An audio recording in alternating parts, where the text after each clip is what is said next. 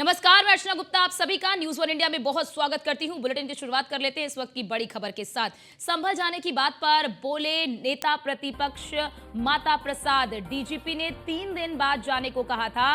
माता प्रसाद ने कहा, प्रमुख सचिव गृह डीएम संभल मुझे फोन कर रहे, हम नहीं भड़का रहे। वो कह रहे हैं कि हम नहीं भड़का रहे। केशव प्रसाद मौर्य की भाषा भड़काने वाली, मुझे किसी तरह का नोटिस नहीं दिया गया। माता प्रसाद ने कहा, मृतकों के परिजनों से मैं मिलने जा रहा हूं। ये कहा है उन्होंने, कहीं भी जाना मेरा मौलिक अधिकार है। माता प्रसाद पांडे ने कहा, पुलिस लगाकर हमें जाने से रोका जा रहा है, उन्होंने अपने बयान में कहा है। तो बड़ी जानकारी आपको दे दे, माता प्रसाद ने अपने बयान में कहा है कि मृतकों के परिजनों से हमें मिलना है, कहीं भी जाना मेरा मौलिक अधिकार है। माता प्रसाद पांडे ने कहा, नेता प्रतिपक्ष हैं और उन्होंने कहा कि कहीं पर भी जाना मेरा मौलिक अधिकार है, पुलिस लगाकर हमें जाने से रोका जा रहा है। ये कहा है क्योंकि आज सपा का प्रतिनिधिमंडल जो है वो संभल जाने के लिए तैयार है। संभल जाने की बात पर बोले नेता प्रतिपक्ष माता प्रसाद पांडे।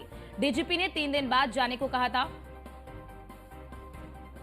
और हमारे साथ हमारे संवाददाता एसके वाजपेयी हमारे साथ फोन लाइन पर जुड़ चुके हैं। इसके पहले भी हमने देखा कि हालात ठीक है, अब धीरे धीरे संभल रहे हैं, सामान्य हो गए हैं, लेकिन अब आज सपा का जो प्रतिनिधि मंडल है वो संभल जाएगा। क्या प्रशासन से अनुमति मिल गई है?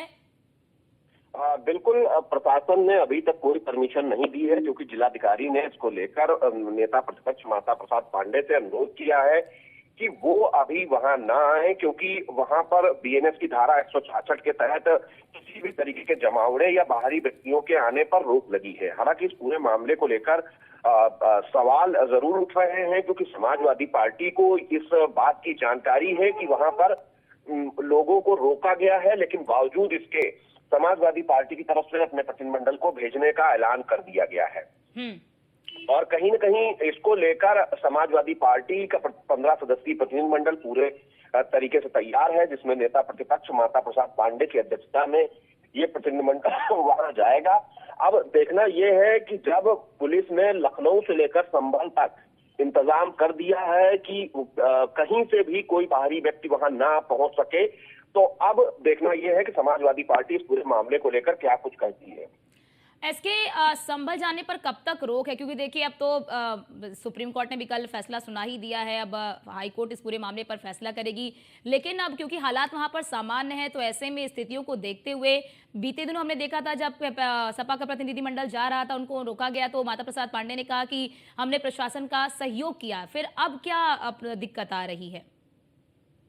बिल्कुल, निश्चित तौर पर समाजवादी पार्टी का बेस वोट बैंक है मुस्लिम, और जिस तरीके से ये पूरा घटनाक्रम हुआ है, लगातार चाहे समाजवादी पार्टी का ऑफिशियल सोशल मीडिया अकाउंट्स रहे हो या सपा अध्यक्ष अखिलेश यादव के, लगातार उनकी तरफ से इसको लेकर बहुत सारे सवाल जिला प्रशासन से लेकर सरकार तक उठाए गए हैं। और निश्चित तौर पर इस पूरे मामले को लेकर समाजवादी पार्टी अपने वोटर्स को एक मैसेज जरूर देना चाहती है कि हर परिस्थिति में वो उनके साथ खड़ी है। यही एक वजह है कि प्रशासन की मनाही के बावजूद समाजवादी पार्टी का प्रतिनिधिमंडल वहां जाने की कोशिश कर रहा है, बल्कि हम कहें कि ऐलान कर चुका है। अब देखना यह है कि क्या कुछ शासन की तरफ से इस पूरे मामले को लेकर निर्देश दिया जाता है, क्योंकि प्रतिनिधिमंडल को फिलहाल तो जो यूपी पुलिस है वो वहां नहीं जाने देगी, क्योंकि पूरे मामले को लेकर बीएनएस की धारा 166 लगाई गई है, जिसके तहत कोई भी बाहरी व्यक्ति फिलहाल वहां नहीं जा सकता है। तो समाजवादी पार्टी संभवतः इन्हीं सारी चीजों को लेकर कहीं न कहीं इस पूरे मामले को पॉलिटिसाइज कर रही है, ताकि एक मैसेज लोगों के बीच जाए कि समाजवादी पार्टी किसी भी परिस्थिति में वहां जाने के लिए तैयार है। ठीक है, इसके आप हमारे साथ बने रहिए, आपके पास लौटते हैं। आपने महत्वपूर्ण जानकारी साझा की।